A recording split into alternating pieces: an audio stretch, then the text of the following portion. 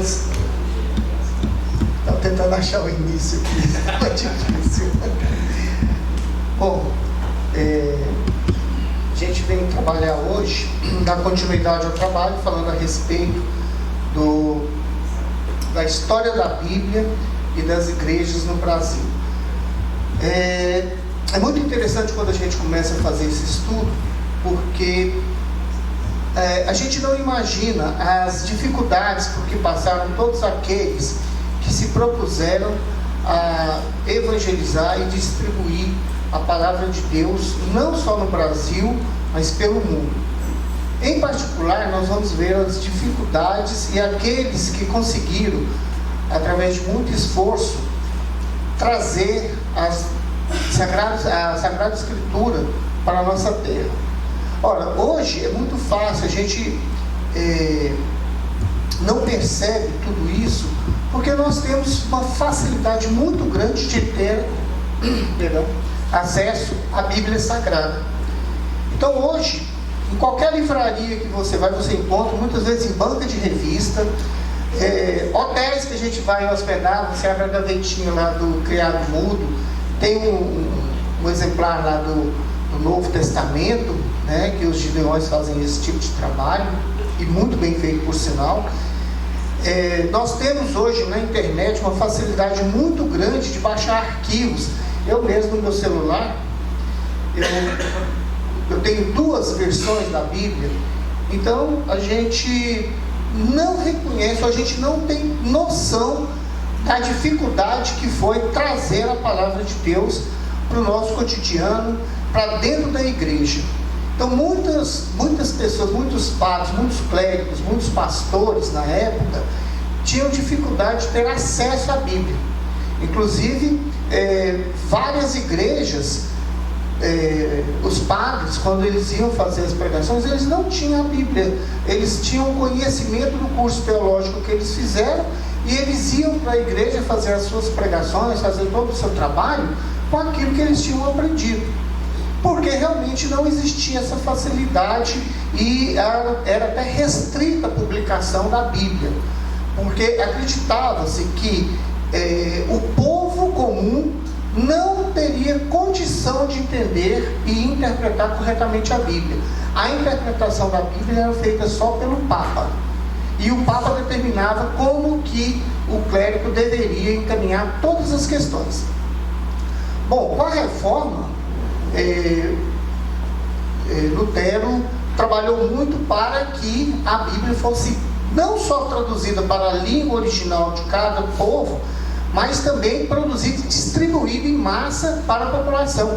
Inclusive isso ajudou muito na formação, na criação de escolas para acesso a todos, para que facilitasse o aprendizado da língua, a leitura e por fim para ler a Bíblia. Então isso foi um avanço muito grande, tanto que o desenvolvimento econômico, social e cultural foi bem mais avançado naqueles países onde as Bíblias começaram a ser distribuídas na própria língua daquele povo, porque em função deles terem que aprender a ler, ter que estudar para ler a Bíblia, eles também conseguiram o seu desenvolvimento.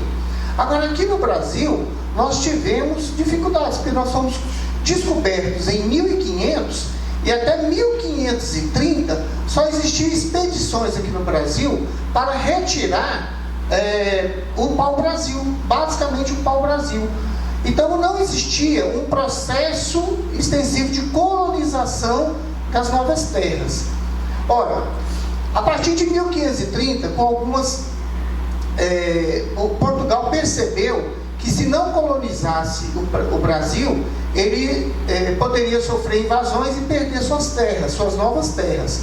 Nisso eles começaram um processo de colonização, mas uma colonização ainda bastante primária, bastante precária, e que não envolvia estudos, escolas, faculdades. Isso era colocado apenas em Portugal.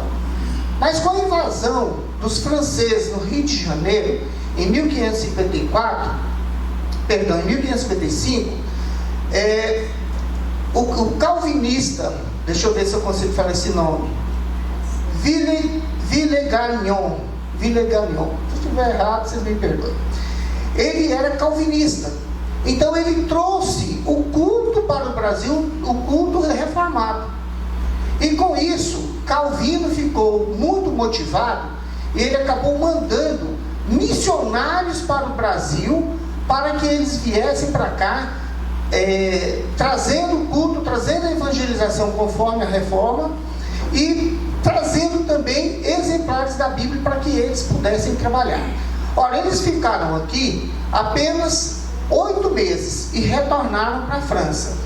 Mas o culto continuou sendo feito pelos franceses no Rio de Janeiro por mais 5 anos. Depois, como todo mundo sabe, existiu uma reforma, os portugueses expulsaram os franceses do Brasil. Mas nós também tivemos a invasão holandesa no Nordeste, lá na província de Pernambuco. Então, quando eles invadiram ali em Pernambuco, eles passaram 24 anos e foram penetrando em mais 14 capitanias. Ou seja, eles tiveram um domínio completo daquela região do Nordeste, e ali eles também trabalharam com a evangelização calvinista.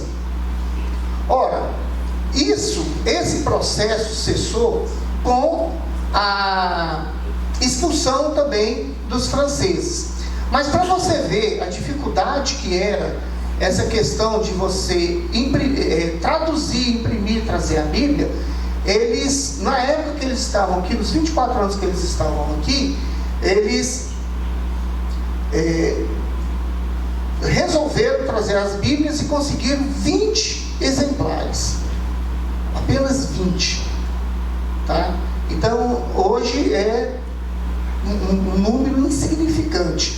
Mas para o Brasil, naquela época, naquela condição de início de colonização do nosso país, já estava tendo um salto de qualidade nas pregações, uma vez que anteriormente nem existiam Bíblias na região. Então isso foi marcante para que nós tivéssemos essa utilização da Escritura já de acesso, um pouco mais de acesso a quem estava fazendo as orientações, as pregações, quem estava conduzindo as igrejas. O primeiro evangelho em português foi João de Almeida que traduziu. João de Almeida, ele com 16 anos, ele nasceu em Portugal, e com 16 anos de idade, João de Almeida converteu-se ao protestantismo. E nessa idade, ele mudou para Málaga, que atualmente é Malásia. E lá na Malásia, ele estudou, depois, mais adiante, ele se tornou pastor, e nos seus estudos, ele estava sentindo necessidade de utilização de uma Bíblia em português, porque não existia. Então ele começou o seu trabalho em 1645, ele utilizando versões de tradução da Bíblia em francês, espanhol e italiano. Ele fez a primeira versão dos evangelhos e de algumas cartas paulinas. Então veja bem, ele pegou 3 versões que já existiam em espanhol, italiano e francês, trabalhou isso para traduzir para o português, e não foi a Bíblia completa. Ele traduziu os evangelhos e algumas cartas paulinas, e ele distribuiu esse material pelas igrejas na região ali do sul da Índia. Ora, hoje nós sabemos que quando você vai fazer uma tradução, existem distorções, não distorções propositais, mas existe uma dificuldade para o tradutor. O tradutor, eu considero ele um herói. Por quê? Porque quando você vai traduzir uma palavra ou uma frase de uma língua para outra, você tem que captar a essência daquilo que está querendo ser dito. E não é simplesmente traduzir, pegar a palavra e traduzir secamente. Senão a gente faria isso com o celular nosso, com os programas de tradutor hoje, a gente jogaria e sairia sem problema nenhum, e traduziria a Bíblia em questões de segundos. Então você tem que trabalhar a essência. Para isso, a gente tem que pegar as línguas originais que foram escritas as palavras da Bíblia, que foram escritas o Antigo Testamento e o Novo Testamento. E são línguas que são línguas mortas, tá certo? O grego que foi escrito o Novo Testamento já não é falado em lugar nenhum do mundo. Então, quando você pega o grego, que é chamado grego koiné, alguns dizem até que esse koiné foi adicionado, porque era um grego popular. Tá? Existia o grego clássico e o grego popular, que era o koiné. Esse era utilizado muito entre os povos para fazer comércio e intercâmbio entre os países, como mais ou menos o inglês, mais ou menos não como o inglês funciona hoje. Tá? Então, o João Almeida, ele não foi nas línguas originais buscar essa tradução. Ele pegou a tradução para fazer a tradução. Ora, é claro que isso vai acontecer distorções naquilo que está sendo escrito. Então não foi uma intenção dele de fazer com que alterasse o sentido da Bíblia, mas porque realmente é uma coisa, é um trabalho extenuante, difícil, e que até hoje, se você for pegar, nós temos várias versões. Se você pegar hoje as Bíblias mais utilizadas no Brasil, em vários trechos você encontra palavras diferentes, frases alternadas, a posição das palavras, tá certo? Mas a essência está preservada, mas não é uma tradução apurada. Mas essa tradução que ele fez, inicial em 1645, ele distribuiu para aquelas igrejas próximas ali, naqueles países que estavam sendo colonizados pelos portugueses, e que já era um grande avanço.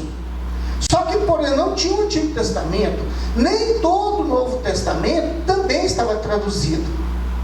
Mas aquilo já dava uma base, porque quem estava ali adiante das igrejas estavam utilizando versões, traduções de outras línguas, sendo que não existia um domínio pleno da língua estrangeira.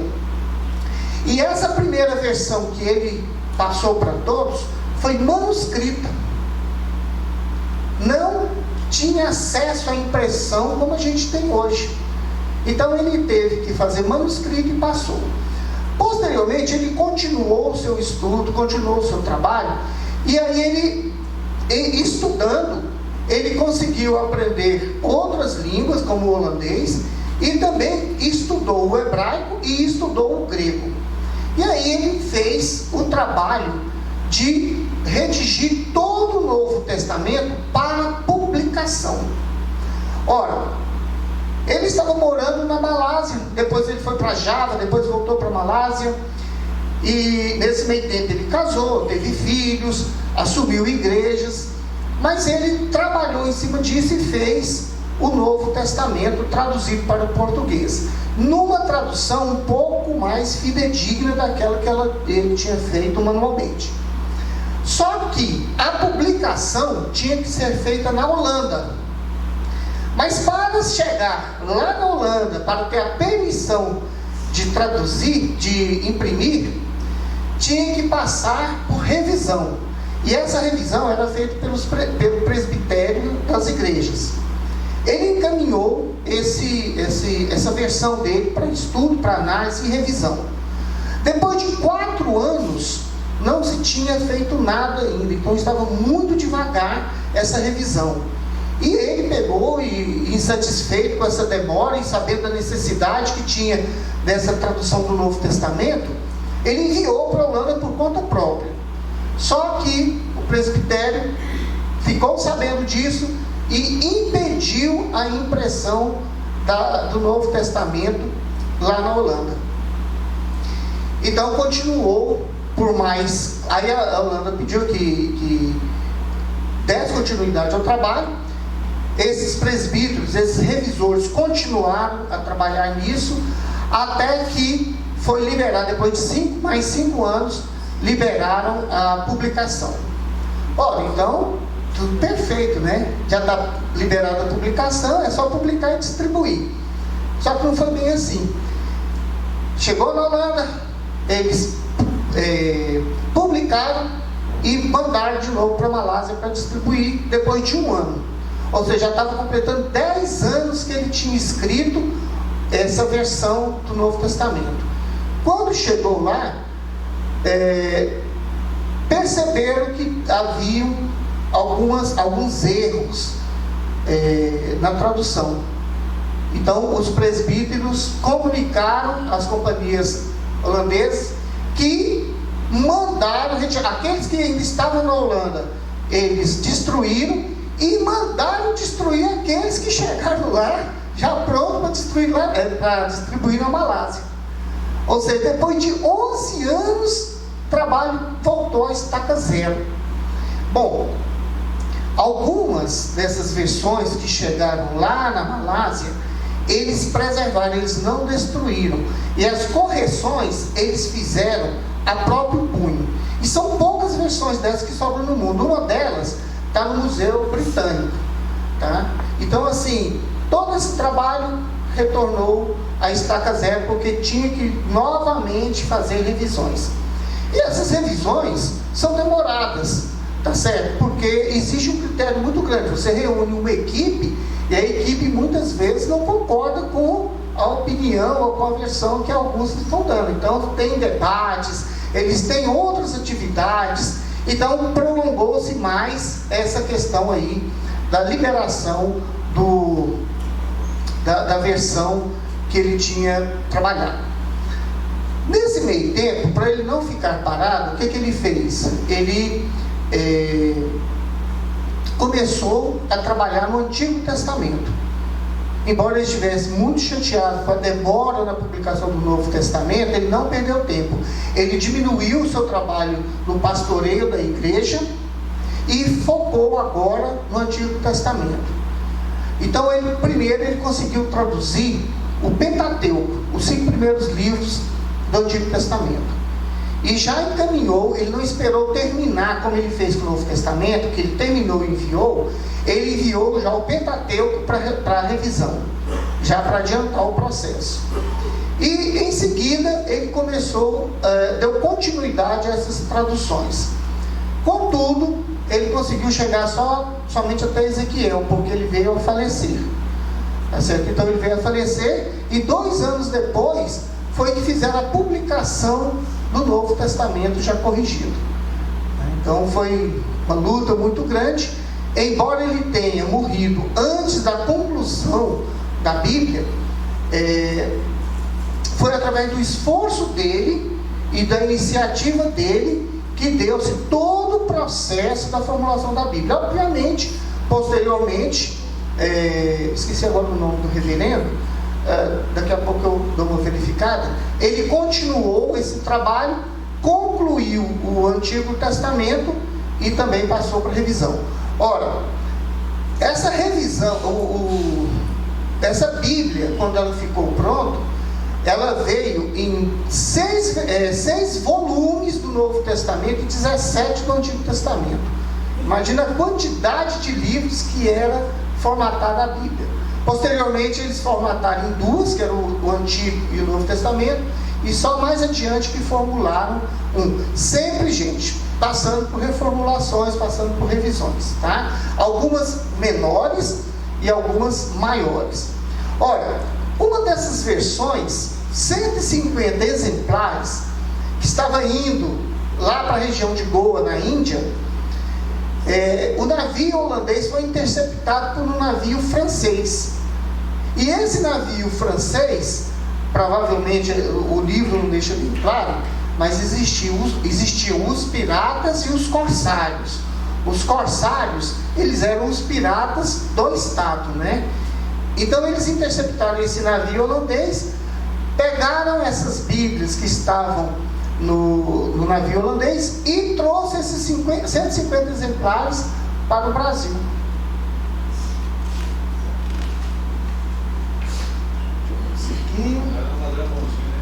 Oi?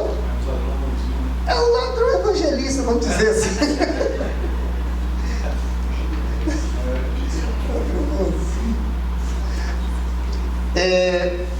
Olha só, a tradução final que formatou a Bíblia, que foi produzida, foi editada, foi impressa e distribuída, acabou em 1751. Veja bem, quando o João Almeida começou o trabalho dele de tradução, foi aquele manuscrito que ele fez lá para mandar para aquelas regiões que estavam sendo colonizadas pelos portugueses ali no sul da Ásia. Ele começou em 1645. Somente em 1751 todo o trabalho foi concluído, 108 anos depois. Imagina você começar um trabalho hoje sabendo que ele só vai ser concluído daqui 108 anos. A gente fica bastante desanimado. Então, para você ver, o heroísmo que foi, só pode ser inspirado mesmo pelo Espírito Santo. A pessoa desenvolver um trabalho desse, sabendo que ela não vai colher o fruto. Quer dizer, o fruto, na verdade, ela sabe que a todo instante está colhendo, até porque ele traduzindo, ele está aprendendo, ele está, como estava pastoreando a igreja, ele estava passando isso para frente. Mas a finalidade final, que era chegar à tradução da Bíblia em português, para que toda a comunidade da língua portuguesa pudesse estudar claramente a Escritura Sagrada, é bastante, eu acho assim, deve ser bastante frustrante, né? A gente não conseguir ver o final do nosso trabalho. No entanto, o trabalho dele foi um trabalho realmente inspirado pelo Espírito Santo, senão ele não faria. É mais ou menos a gente plantar hoje, chegar e falar assim, olha, eu vou fazer uma plantação aqui de, sei lá, jatobá, que demora muitos anos para crescer, porque é uma madeira de lei, e daqui 150 anos meus tataranetos vão colher e vão ficar bem de vida. Será que a gente faria isso? Então ele fez isso por nós, por ele, por nós, para Deus, né? Então isso, nós temos que agradecer muito ao esforço dessa pessoa que se desdobrou. Então, obviamente, hoje, a nossa Bíblia, do João Almeida, revisada, ela, corrigida, né? Ela não é mais a mesma que ele fez. Por quê? O estudo linguístico se aprimorou, estudos arqueológicos deram mais consistência a isso, o estudo linguístico teve um desenvolvimento muito grande, principalmente nas últimas décadas, e com esses estudos, é claro, gente, se vai 10 estudando, depois mais 20, depois mais 100, depois mais 500, é claro que aquele assunto vai tomando uma consistência maior. E aí quem pega hoje para traduzir tem uma condição melhor, mais satisfatória que ele sozinho, lá na Malásia, com poucas condições, com poucos acesso a poucos bibliografia, então ele tinha uma restrição muito grande para trabalhar. Hoje, se você quiser, você está na internet e pega várias versões, você pega a versão em grego, você pega a versão em hebraico para poder trabalhar, e junta equipes, né? Equipes de linguistas para poder fazer, e muitas vezes demora 10, 15, 20 anos para se fazer uma revisão, para se fazer uma tradução. Então a condição dele realmente foi muito difícil. E hoje, se você pegar o que ele fez e que a gente tem hoje, realmente tem uma diferença bastante consistente. Não que a dele não fosse sagrada, tá certo? Mas a hoje está bem mais próximo daquilo que estava sendo trabalhado. Só para dar um exemplo aqui, voltando à questão da tradução, por exemplo, se você tem uma palavra aqui no Brasil que é saudade, você não tem a mesma palavra nos Estados Unidos. Então, se você escreve um texto onde você coloca saudade, quem estiver traduzindo nos Estados Unidos tem que encontrar uma palavra o mais próximo que reflita o sentimento de saudade. Olha só, não é que eles não tenham saudade, eles têm saudade, mas não é a mesma palavra, a mesma tonalidade, o mesmo sentido do nosso. Por exemplo, vamos imaginar que na Argentina não existisse a palavra amor, não existisse, e aí a gente fizesse aqui uma canção onde a gente falava num determinado trecho de amor. Quem fosse traduzir esse trecho lá para os argentinos, como que ele traduziria amor? Como que a gente traduz? Em uma palavra, se lá não existe. Então é difícil você explicar o amor. Explica o amor. O que é amor? Aí a gente fica pegando exemplos, né? Amor é um sentimento forte. Não, eu quero uma palavra, e aí não tem. Então, se lá não tivesse a palavra amor, para a gente traduzir para eles, o tradutor teria um esforço muito grande de procurar algo que ficasse semelhante. Então, quando você está trazendo a ideia lá de Israel, tá? Do aramaico, do hebraico, do grego, e trazer para cá, é extremamente complicado. E lembrando o seguinte, que o Novo Testamento foi escrito em grego, mas com pensamento hebraico. Porque quando você pega o apóstolo que vai escrever, você vai pegar Mateus, que foi escrever o Evangelho, ele estava escrevendo em grego, mas o coração dele, a cabeça dele, estava pensando em hebraico. Então quem vai traduzindo tem esse problema. Está escrito em grego, mas ele tem que entender os costumes e os sentimentos do povo hebreu, do povo israelita. Então é bastante complicado. Israelita na época judeu. Bom, aí a primeira tradução da Bíblia católica no Brasil foi feita pelo padre Antônio Pereira de Figueiredo. Esse padre Antônio Pereira de Figueiredo, ele nasceu próximo a Lisboa e ele era um erudito. Então ele sabia escrever muito bem. Então o trabalho dele, inclusive, ele fez a tradução da Bíblia, mas ele escreveu outros livros. Então ele era um catedrático, ele conseguia fazer com que a leitura, a escritura que ele trabalhava era muito bem elaborada. O que fez? Qual a consequência disso? A consequência é que agradava muito aos leitores. Então as pessoas que iam fazer a leitura dos livros dele ficavam agraciadas pela qualidade que ele tinha trabalhado. E aí ele pegou e fez a tradução da Bíblia católica para português. Lembrando o seguinte, hoje existe uma aceitação muito maior entre as religiões, né? Não existe uma discriminação tão grande, embora ainda exista. Agora, você imagina lá no século XVIII, que ainda estava recente a reforma protestante e que existia realmente uma rivalidade muito grande. Então aquela Bíblia feita pelo protestante João Almeida não servia para a Igreja Católica. E a Igreja Católica, percebendo que era necessário fazer com que a Bíblia também chegasse aos católicos, porque senão quem quisesse ter acesso à Bíblia teria que estudar a Bíblia reformada. E aí, para estudar a Bíblia reformada, não é só leitura, muitas vezes você precisava ter acesso ao clérigo que estaria ali te orientando. Então, grande parte dos católicos estavam passando para o protestantismo, estavam aceitando a reforma porque era onde ele tinha acesso à Bíblia. Resultado, o Papa Benedito XIV, ele fez uma encíclica em que ele considerava realmente que era importante que a Bíblia chegasse a todos e na própria língua daquele povo.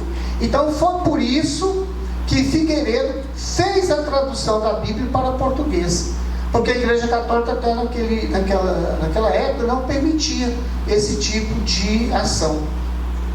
Então quando ele fez essa tradução, passou também a chegar ao Brasil a Bíblia Católica. Então você tinha a Bíblia Católica e a Bíblia Protestante. Obviamente, no Brasil colonizado por Portugal, que era essencialmente católico, aqui no Brasil tinha mais de 90% de católicos. Então a Bíblia que foi preferida foi a católica. Então a Bíblia católica teve uma grande expansão no Brasil em detrimento da Bíblia de João Almeida. Além da questão da pessoa ser católica, a qualidade da tradução também é necessária. Figueiredo estava tinha um contato europeu para poder fazer essa tradução, né? Ele estava em Portugal. E João Almeida estava no sul da Ásia, obviamente, e com todas as dificuldades de informação, de transporte. Quem estava na Europa estava tendo acesso a muito mais pontos de pesquisa do que quem estava ali na Ásia. Outra questão é, a Igreja Católica ficou detentora de grande parte da literatura da Bíblia Sagrada.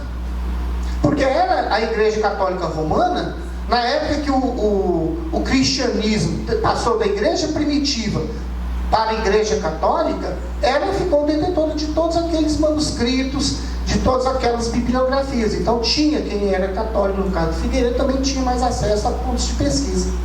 Ora, então aqui no Brasil, até os protestantes estavam preferindo a Bíblia católica, a Bíblia do Figueiredo, traduzida por Figueiredo, do que a Bíblia de João Almeida.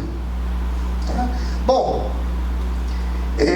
mas mesmo assim, João Almeida, um minuto, só voltando um pouquinho, em 1864, a tradução do Figueiredo foi publicada no Brasil. Tá?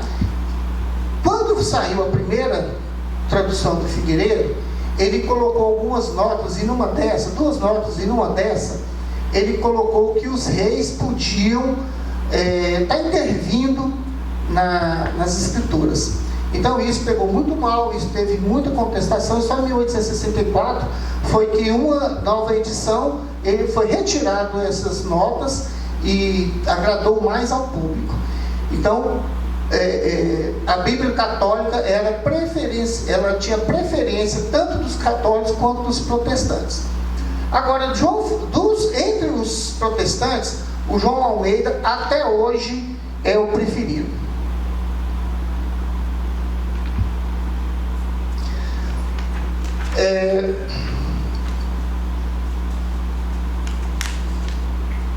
A Igreja Protestante no Brasil, ela começou um trabalho de venda de Bíblias de porta a porta. Então, ela contratou vendedores e esses saíam batendo de porta a porta, mascate, né? O antigo mascate, oferecendo as Bíblias. Mas, como eu tinha dito, a maioria das pessoas queria o quê? A Bíblia católica. Então, o que eles faziam? Porque a função deles era levar a palavra de Deus. Então eles levavam a Bíblia católica, a Bíblia protestante, mas quando a pessoa não aceitava, no dia seguinte eles batiam na mesma porta com a Bíblia católica e vendiam. Mas de toda forma, a Bíblia foi se espalhando, foi adentrando aos lares brasileiros. E isso se tornou importante.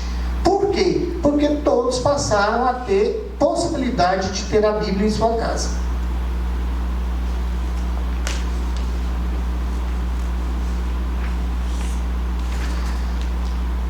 Olha só que história interessante essa aqui. A Mary Jones era uma criança de 8 anos de idade. Então era uma criança bastante idade tenra. Naquela época não existia lei trabalhista, a condição era outra, as leis eram outras, e as crianças em tenra idade já começavam a desenvolver algumas atividades laborais. Essa Mary Jones, ela morava no país de Gales, e ela ia nas pregações, ela gostava muito do que ela ouvia. Então aquelas histórias, as parábolas, tá certo? O Evangelho, as cartas paulinas. Então ela gostava muito. O Antigo Testamento com aquelas histórias, Gênesis, Êxodo, ela tinha muito apreço a isso. E com 8 anos de idade, ela desejou ter uma Bíblia em casa para que ela pudesse ler. Aí vai ter um problema, ela não sabia ler. Aí, pouco tempo depois, o pai dela, sabendo desse desejo dela, descobriu que em uma cidade próxima estavam instalando uma escola. E ele foi e conseguiu para que ela estudasse nessa escola. ela foi, se alfabetizou, e o objetivo dela era adquirir uma Bíblia. Só que a Bíblia era muito cara e de difícil acesso. Em função dela ser muito cara, e os pais dela, os pais muito pobres, o que aconteceu? Ela decidiu começar a trabalhar para adquirir a Bíblia. Ela passou, a partir do momento que ela decidiu isso, o primeiro ano ela passou juntando lenha nas florestas para vender para aquelas pessoas que já eram mais idosas e que não tinham condição de ir buscar lenha. Então ela catava lenha lá nas florestas, ia para a cidade, vendia para essas pessoas e arrecadava o dinheiro. E esse dinheiro ela foi guardando para que ela pudesse adquirir sua Bíblia. Ora, depois de um ano, ela trabalhando, ela foi lá, quebrou o cofrinho dela, pegou o porquinho, quebrou, foi contar as moedinhas, não dava para comprar a Bíblia. O que aconteceu? Ela passou mais um ano trabalhando, fazendo pequenos serviços para poder juntar dinheiro. Então foi mais um ano de muita luta, família muito pobre, mas terminou o segundo ano. Ela foi novamente verificar quanto que ela tinha dinheiro, não dava para comprar a Bíblia. Ela persistiu ainda no seu desejo e persistiu no seu trabalho. Aí ela foi para o terceiro ano de labuta. Aí ela aprendeu a costurar. Costurando, ela começou a ganhar um pouquinho mais de dinheiro. Só que nesse terceiro ano, o pai dela adoeceu. Ora, naquela época não tinha previdência social. Se você adoecesse, você parava de receber. O que ela fez? Durante esse ano, ela teve que juntar todo o dinheiro que ela juntou, ela teve que ajudar em casa. Então, no terceiro ano, ela não juntou dinheiro nenhum para ajudar a família no sustento. No quarto ano, ela novamente trabalhou, o pai dela tinha restabelecido, ela trabalhou e no final, ela tinha o dinheiro suficiente para comprar a Bíblia. Aí ela foi lá no reverendo da cidade dela, e ele falou: olha, não tem Bíblia na nossa cidade para vender. É uma coisa que a gente não imagina hoje, você trabalhar 4 anos para comprar uma Bíblia e ainda não ter a Bíblia para ser vendida. Mas numa cidade a 40 quilômetros de distância da cidade dela, tinha um reverendo que vendia Bíblia e que ele tinha algumas em estoque. Aí ela pegou, teve que conversar com os pais, negociou e acabou convencendo eles dela ir a esta outra cidade para comprar a Bíblia. E ela foi a pé,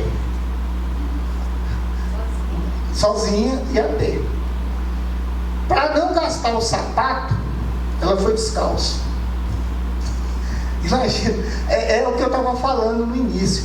A gente não tem noção, porque nós vivemos hoje num mundo que 40 quilômetros, você vai e volta em 1 hora, né? E se ainda for resolver alguma coisa, a gente desce para o plano e volta do plano, você andou 40 quilômetros. Você quer comprar uma Bíblia, você compra pela internet, você entra aqui na Amazon, então baixou a Bíblia na hora no seu iPad, no seu celular. E ela foi. Ao chegar, o reverendo falou: olha, eu tenho algumas aqui, se não me engano 12, mas as 12 já estão vendidas. Então a menina pegou, claro, né, quem não ficaria em desespero, depois de 4 anos labutando, se esforçando, não deve ter sido serviço fácil, ainda caminhar descalço 40 quilômetros, chegar e não ter a Bíblia, significaria ela retornar para casa mais 40 quilômetros, sendo que a vida era tão instável que não significa que ela daqui 1 mês, daqui 2 meses, daqui 1 ano ela voltaria, porque aquele dinheiro de repente teria que ser utilizado para uma outra finalidade.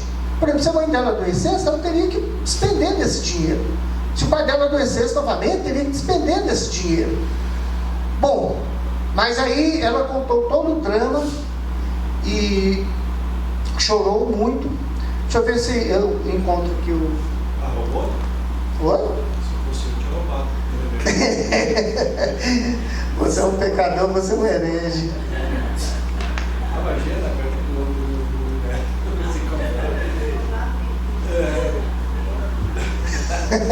não estava, né? Reverendo Thomas Charles. Desculpe que para nome e data, eu sei a história, mas se falar o nome e data para mim é dificuldade. O reverendo que vendeu a Bíblia para ela é o reverendo Thomas Charles. Então ele se comoveu muito com essa história. E realmente é comovente. E ele pegou uma das Bíblias que estavam lá já vendidas e pegou essa Bíblia e passou para ela. Bom, aí acabou aqui o relato da Mary Jones. Não sei se ela, como que ela voltou, não sei se ela leu, quantas vezes ela leu a Bíblia, não relata isso no livro. Só que o legado dela foi extraordinário. Por quê? Porque a partir do esforço dela, esse reverendo percebeu e sentiu mais a dificuldade que as pessoas passavam para ter acesso à Bíblia Sagrada. E ele percebeu que deveria aumentar o número de publicações para que todos pudessem ter acesso mais fácil. Imagina, você trabalhar 4 anos na sua região. Ela teve aí uma condição que a 40 quilômetros tinha alguém que estava vendendo, mas possivelmente tinha gente que estava morando a 100 quilômetros, a 200 quilômetros. Tinha gente que não estava morando no país de Gales, tinha gente que estava morando no México, na Guatemala, no Chile, no Peru. Como que essas pessoas tinham acesso à Bíblia? Não tinha. Era uma ou outra. Então o reverendo Thomas, o que ele fez? Ele reuniu a congregação dele para discutir um planejamento de como faria para que pudesse ter esse aumento na publicação da Bíblia. A princípio, ele tinha pensado em fazer publicação da Bíblia na língua inglesa. Então seria em inglês para o povo dali dos países da Grã-Bretanha. E nessa reunião, alguém, que não foi relatado alguém levantou e falou assim: olha, por que a gente tem que publicar apenas na língua inglesa? Já que nós vamos fazer a edição da Bíblia, vamos fazer a impressão da Bíblia, vamos trabalhar para que todas as línguas, para que todos os povos possam também ter acesso à Bíblia. Aí eles fundaram a Sociedade Bíblica Britânica e Estrangeira. Esse foi o maior impulso que existiu para que a Bíblia, para que todos pudessem ter acesso à Bíblia. Porque agora você tinha uma produção com qualidade e quantidade suficiente para poder fazer essa distribuição. E não ter essa dificuldade toda para que as pessoas pudessem ter uma Bíblia em casa. Então imagina, o ato dessa menina movimentou a Bíblia toda no mundo, facilitou. É claro que não foi a única pessoa, mas ela foi fundamental. A história dela, até nesse ponto do relato, que ela foi até a casa do reverendo Thomas Charles, fez com que modificasse a produção em termos de quantidade e qualidade da Bíblia. Pessoa comum, uma menina que começou com 8 anos de idade. Então é incrível. Então nós já temos 2 relatos aqui bastante interessantes. Um do João Almeida, que com todas as dificuldades que ele poderia enfrentar na tradução da Bíblia, e até com falhas na tradução, mas que ele conseguiu desempenhar um papel extremamente importante para a divulgação da Bíblia em língua portuguesa, e dessa menina que motivou o reverendo Thomas a levar para a sua congregação e fazer com que fosse criar uma sociedade própria para trabalhar a publicação bíblica. E hoje a gente sabe que a Bíblia é disparadamente o livro mais vendido do mundo, né? Segundo relatos, tem uma estatística de 6 bilhões de Bíblias vendidas no mundo. Alguns acreditam, inclusive, que esse número é até superior. Então, se a gente imaginar, porque muitas vezes fala assim, o cristianismo está acabando, na Europa já não tem mais cristão, outras religiões estão tomando espaço. Se a gente for parar para pensar, em 1800 no início de 1800, a publicação era incipiente. Não se tinha uma produção da Bíblia em massa. Até Lutero, nem se podia traduzir a Bíblia para a língua daquele povo. Então você imagina a quantidade de livros que tinha, não tinha imprensa. Então, as Bíblias eram escritas à mão. Imagina, muitas vezes uma pessoa começava ali, um monge começava a escrever uma Bíblia, e ele escrevia a vida toda dele, morria, tinha escrito 4 Bíblias. Então imagina a quantidade ínfima de Bíblias que existiam. Quando veio a imprensa, começou-se a publicar mais. Mesmo assim, era uma quantidade pequena. Detalhe, também não adiantava sair produzindo, imprimindo 1 milhão de Bíblias, porque o povo também não sabia ler. O povo era analfabeto. Aí você ia produzir 1 milhão de Bíblias e ia vender 30 mil. O que ia acontecer com o seu negócio? Ia quebrar. Então você teve que, paralelo ao incremento da Bíblia, ao aumento do número da Bíblia, também você precisou fazer com que as pessoas aprendessem a ler. E olha só, pega a estatística do Brasil na época de 1950. Grande parte do Brasil era analfabeto. Na década de 70, eu lembro que eu fiz um trabalho em Goiânia, eu era moleque, e as escolas fizeram um mapeamento das pessoas analfabetas.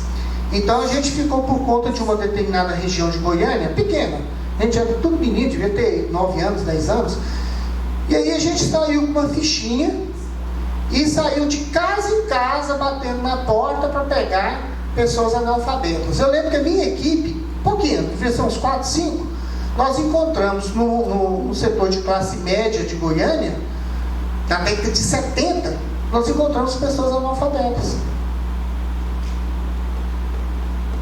Imagina no interior, na década de 70, 40 anos atrás. Imagina no interior de Goiás, no interior de Mato Grosso, no interior do Pará, no interior da Bahia.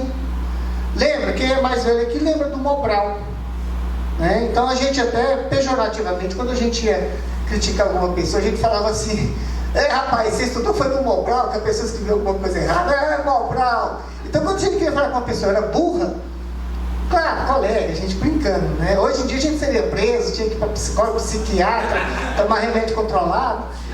Aí a gente falou assim, rapaz, você tem que ir para o Mobral. Mas o Mobral fez um trabalho espetacular.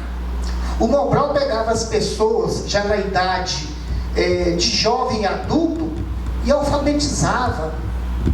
E ele ia longe dos rincões brasileiros, tinha esse trabalho do Mobral de alfabetizar a pessoa. É claro, gente, a pessoa estava lá num lugar que mal tem uma escola, não tem faculdade, a pessoa não ia virar uma doutora, dificilmente, mas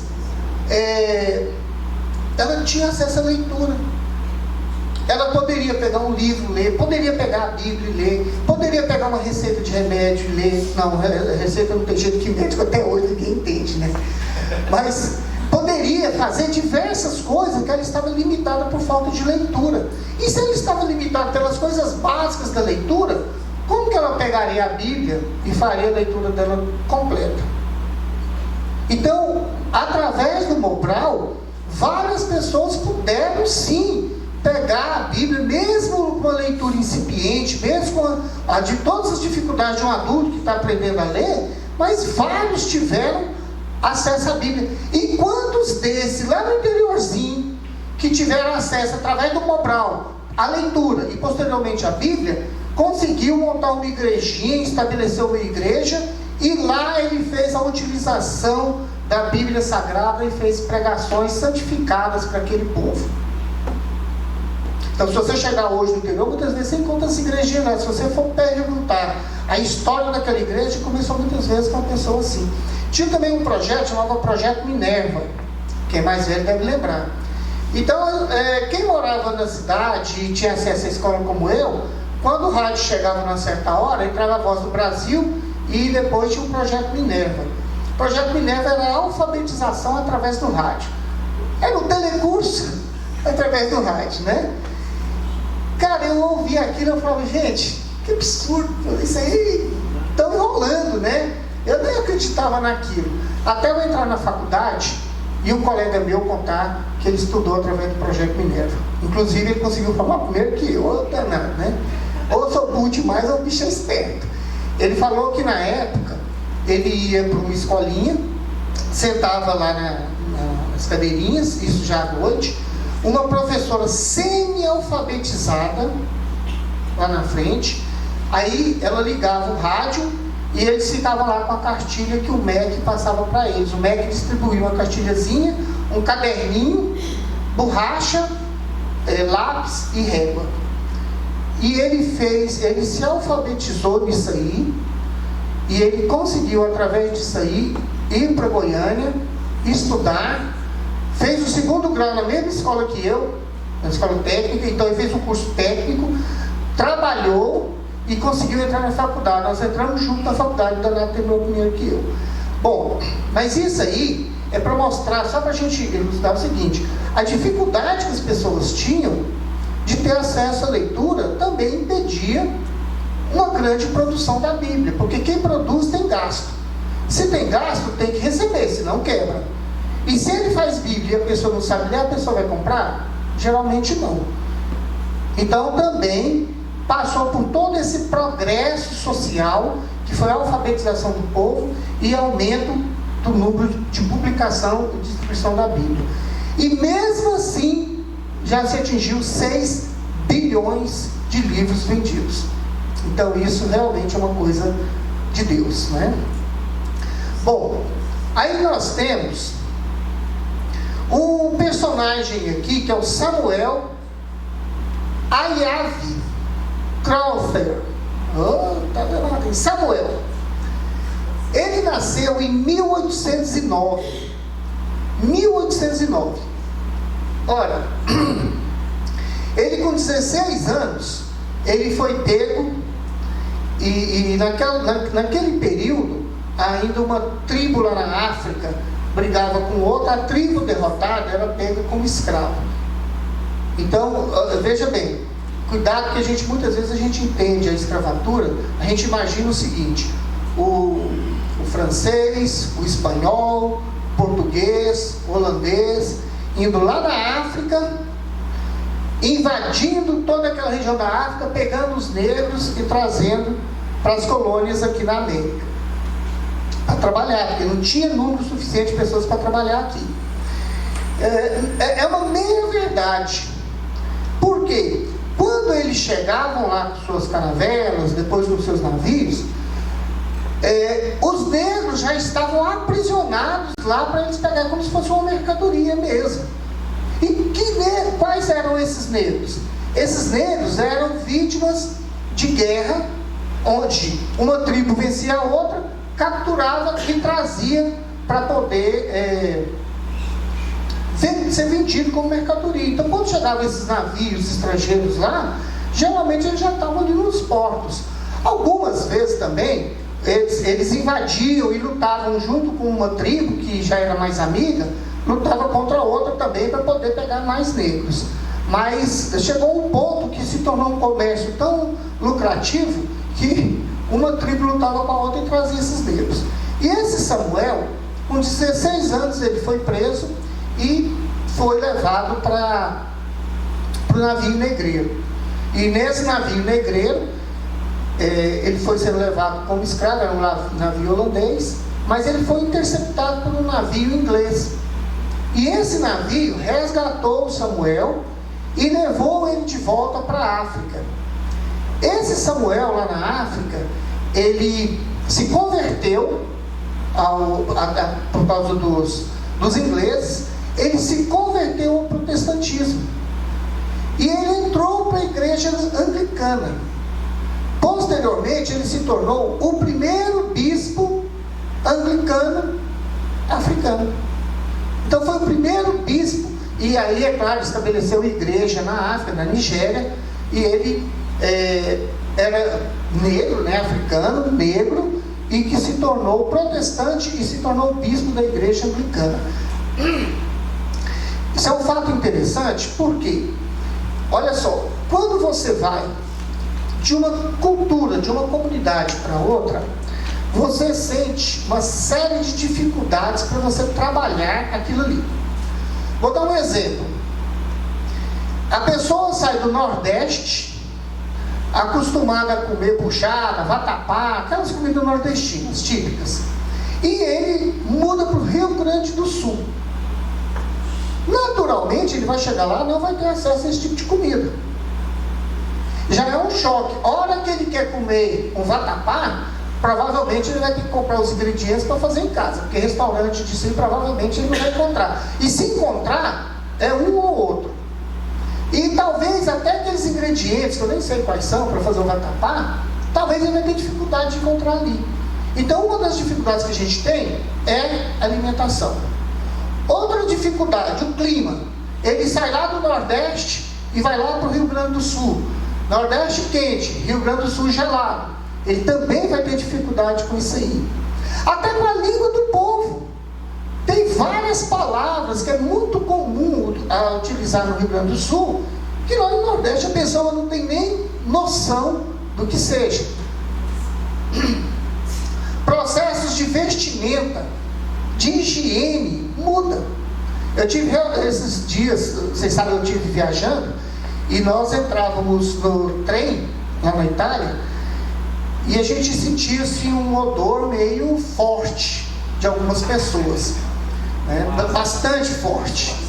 É mais ou menos assim, uma cebola de uma semana guardada na gaveta da geladeira da estufa. Por quê? Porque as pessoas que estavam ali tinham vindo de uma condição, não era italiano, geralmente não era italiano, de outro país, imigrante, e que lá não se utilizava desodorante, porque mal se tinha dinheiro para comprar comida. E eles vão priorizar desodorante? Então não era da cultura deles. Então, embora eles estivessem lá na Itália, estava sem desodorante. E aí estava muito quente, chegou a sensação térmica de 42 graus, imagina, né?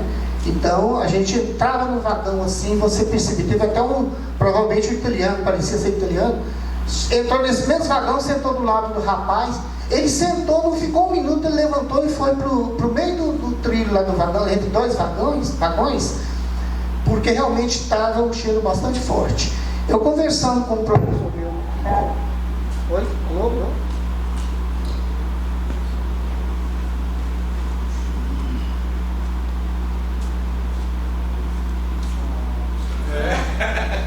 Tá vendo? Deus castiga. Falar mal dos outros. Falar mal do professor.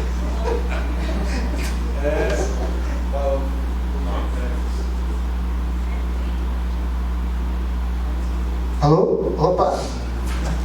Tá vendo? Me arrependi. Não, gente, não estou falando mal, é cultura. É cultura, diferente.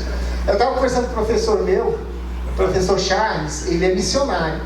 E ele trabalha na África. Ele desenvolve a missão dele na África. E a gente estava estudando exatamente essas questões. Ele relatou coisa muito parecida. Por quê, gente? E é lógico. Se a pessoa não está tendo dinheiro para comprar comida, ela vai comprar desodorante. Isso é lógico. Entendeu? E aí a pessoa acostuma com aquele odor. Então ela não percebe quem é de fora. Agora imagina, você de fora chega numa comunidade dessa, você vai sentir o impacto cultural. Teve um caso interessante. Uma missionária trabalhando na África, acho que na Guiné-Bissau, se não me engano. E o pessoal não estava assim, respeitando muito aquilo que ela estava dizendo. E aí foram questionar o porquê. Lá o costume são as mulheres sérias honestas, né? Utilizarem uma saia da cintura para baixo, mas a parte de cima fica desnuda, ou seja, o seio fica de fora. Essa mulher, uma mulher digna, uma mulher casada e séria. As prostitutas cobrem a parte de cima. E aí essa missionária chegou lá e ela não se despia, ela pregava com a roupa de cima, com a parte de cima. Então eles não estavam respeitando ela. Então isso são choques culturais. Por que eu falei isso? Porque se o inglês fosse lá nessa comunidade, na Nigéria, estabelecer uma igreja com todo o conhecimento, com toda a condição que os britânicos tinham, os nigerianos, não, com certeza ele enfrentaria muito mais dificuldades de levar o evangelho, de fazer com que a Bíblia penetrasse naquela comunidade. Por que isso? Porque esse choque cultural afastaria aquele povo do missionário. Porque, claro, isso aqui é uma questão de confiança.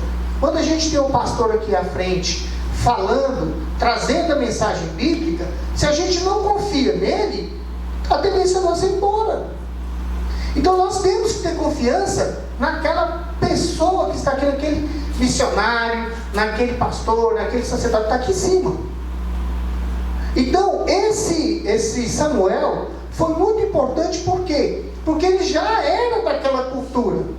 E naquela cultura ele foi, estabeleceu a igreja, virou bispo anglicano, e além disso ele traduziu a Bíblia para a língua deles. Então o trabalho dele foi espetacular.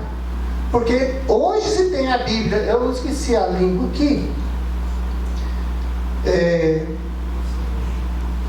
Iorubá, a língua Iorubá. Então ele traduziu a Bíblia para a língua Iorubá. Ou seja, ele estava inserido na cultura, ele estava familiarizado com o clima, com os costumes, ele estava familiarizado com a alimentação. Então o trabalho dele foi maravilhoso. E ele não só pastoreou aquelas pessoas, aquela comunidade, ele fez essa tradução.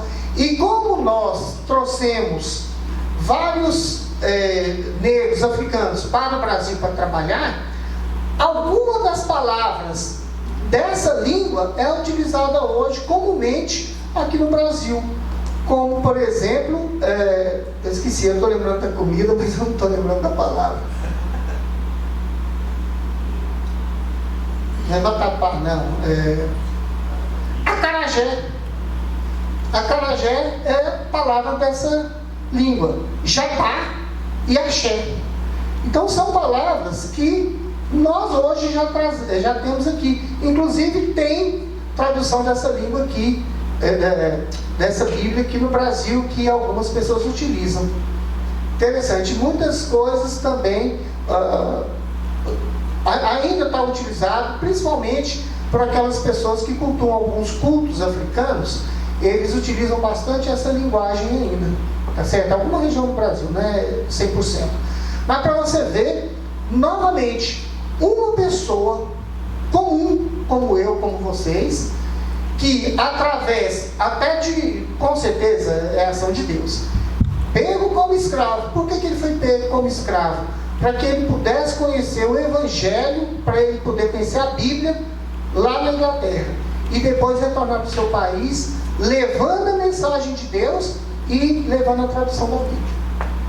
Então muitas vezes aquilo que para a gente pode ser um desastre, de repente é uma ação de Deus que vai trazer um benefício muito grande, não só para a gente, mas também para os outros. Então é uma maravilha, não é? Vamos orar e agradecer a Deus pelo encerramento.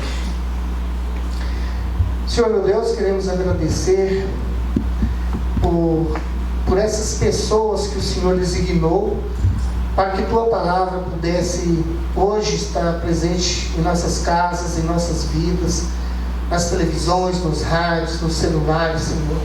Essas pessoas simples, pessoas comuns, que acabaram fazendo um trabalho de grande relevância. E sabemos que isso é graças à ação de Deus, à Sua ação, Senhor, sobre o ser humano. Que nós possamos, em escala maior, menor ou até igual, também sermos úteis para Deus. podemos sermos úteis para a divulgação de Tua palavra, do Teu ensino, do Teu amor. Senhor, queremos agradecer pela oportunidade de estarmos aqui nesta manhã para aprendermos mais um pouco de tudo aquilo que o Senhor tem nos dado. Nós oramos e agradecemos em nome de Jesus. Amém.